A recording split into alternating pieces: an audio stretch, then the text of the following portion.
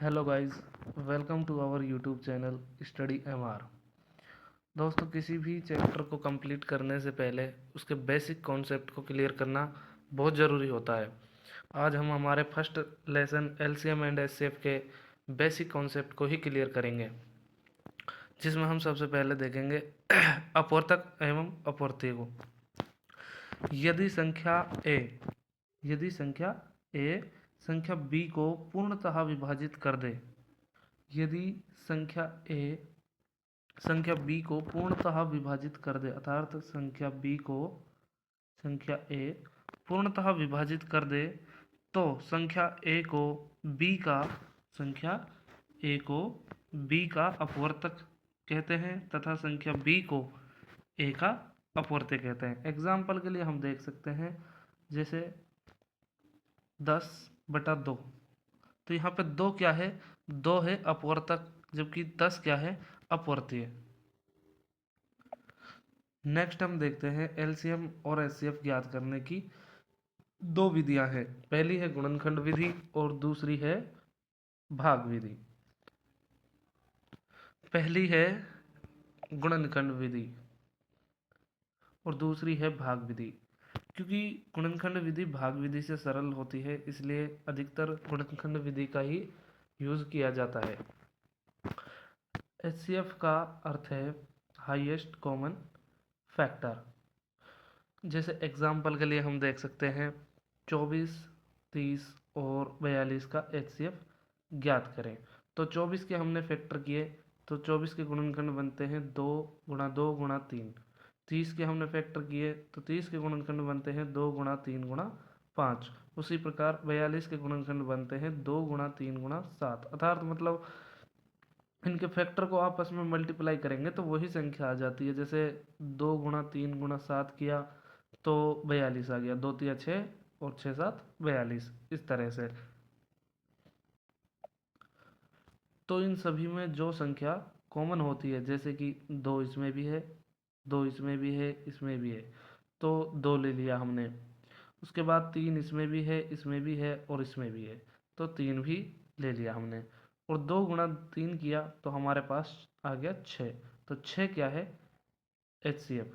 24, 30, 42 का एचसीएफ हमारे पास क्या आ गया? 6 आ गया।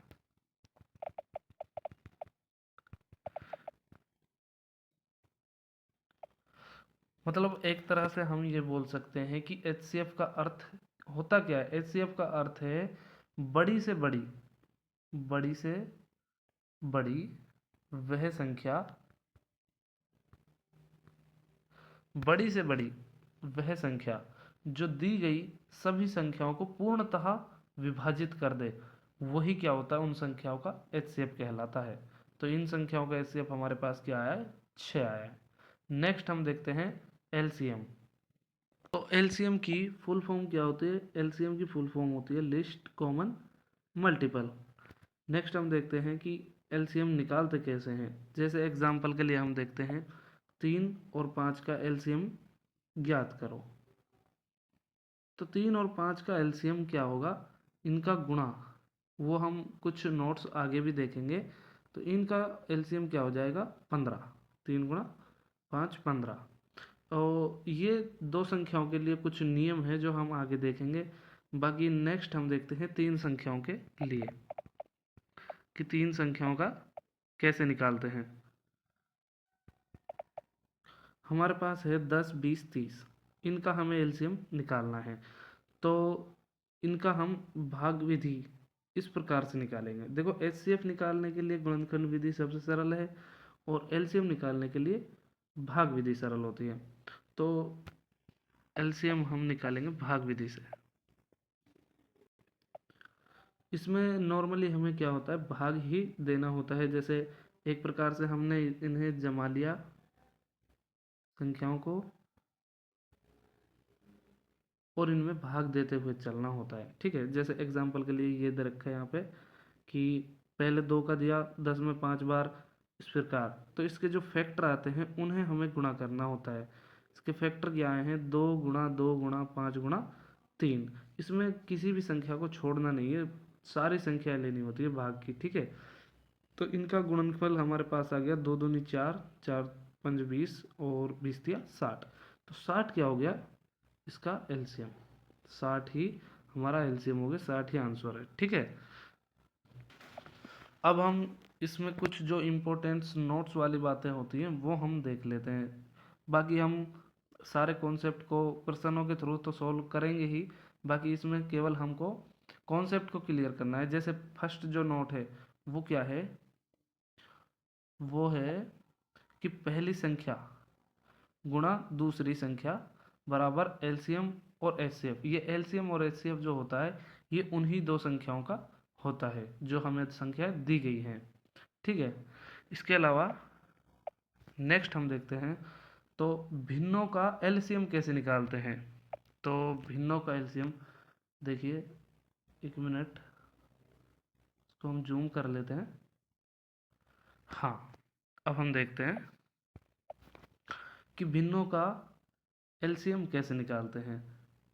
तो कुछ भी नहीं, बहुत ही ईजी है। एलसीएम जब देखो, भिन्नों का जब एलसीएम निकाला जाता है तो ऊपर क्या होती है, हमेशा देखो भिन्न में ऊपर होता है अंश और नीचे होता है हर। ठीक है, तो यहाँ पे एलसीएम जब हम निकालते हैं तो ऊपर अंश जो होता है उन सभी का, तो उन अंशों का लेना होता है हमें एलसीएम। ठीक है, और हर जो होते हैं उन सभी का लेना होता है हमें एचसीएफ। उसी प्रकार भिन्नों का जब एचसीएफ निकालते हैं तो एचसीएफ ऊपर लेते हैं और नीचे वाली संख्याओं का क्या निकालते हैं, एलसीएम निकालते हैं। ठीक है, इसके बाद नेक्स्ट हम देखते हैं, यदि दी गई संख्याओं में कोई उभयनिष्ठ गुणनखंड नहीं है तो उनका एचसीएफ 1। ठीक है, इंपॉर्टेंट बात है ये, ध्यान से देखो। तथा एलसीएम उन संख्याओं का गुणनफल होता है।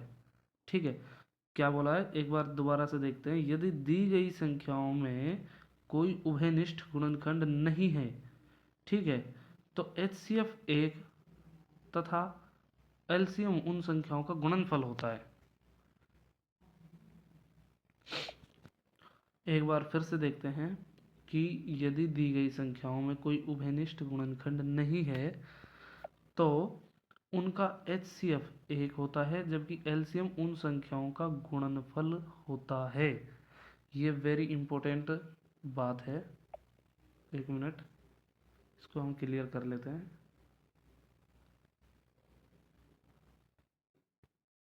ठीक है, अब देखते हैं हम, अगर जैसे एग्जाम्पल के लिए देखते हैं हम 2 3 5। देखो 2 3 5 में कोई भी ऐसी संख्या नहीं है। देखो एक को हम लगाते ही नहीं है, तो इन तीनों में कोई भी ऐसी संख्या नहीं है जिसमें किसी एक संख्या का तीनों में भाग जाता हो, क्योंकि तीनों अलग अलग है।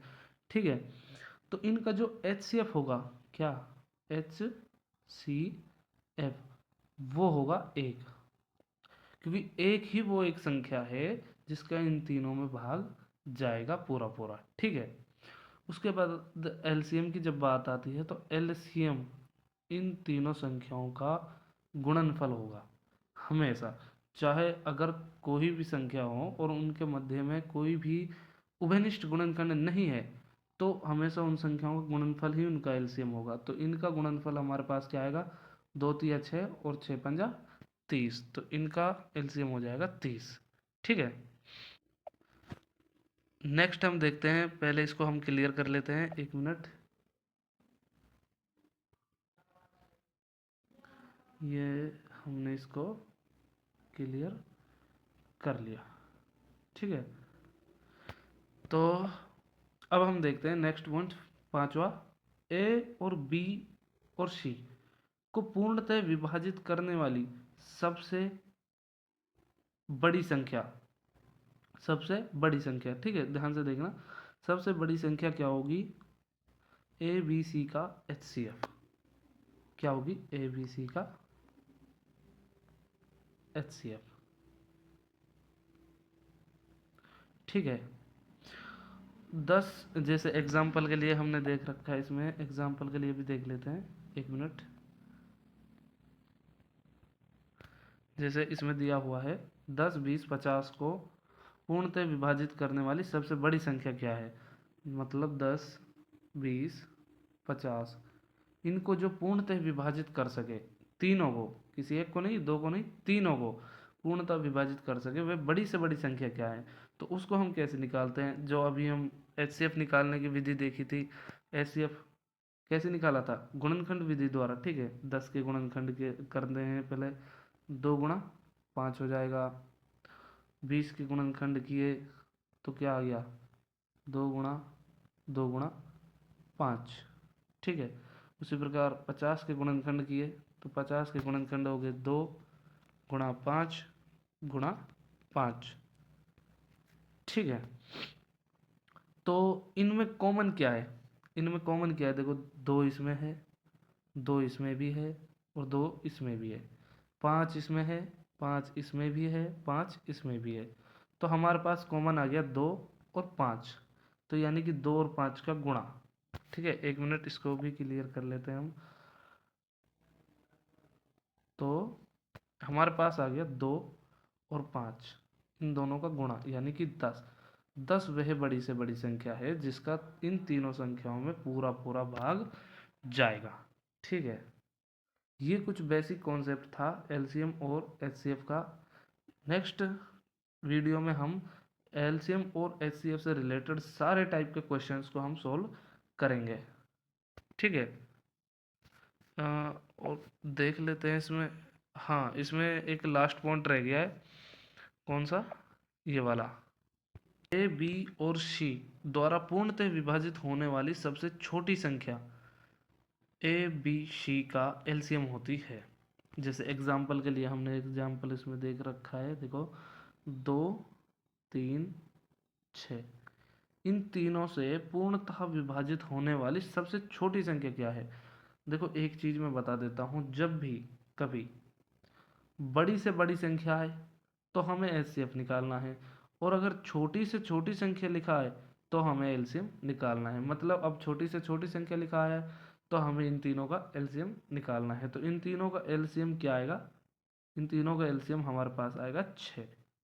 तो 6 ही क्या हो जाएगी, वह छोटी से छोटी संख्या हो जाएगी जिसमें 2 3 6 का पूरा पूरा भाग जाएगा, ठीक है।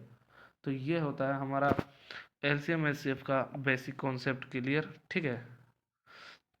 नेक्स्ट वीडियो में हम इसके रिलेटेड सारे टाइप के जितने भी क्वेश्चन हैं वो सारे हम सॉल्व करेंगे। Thank you.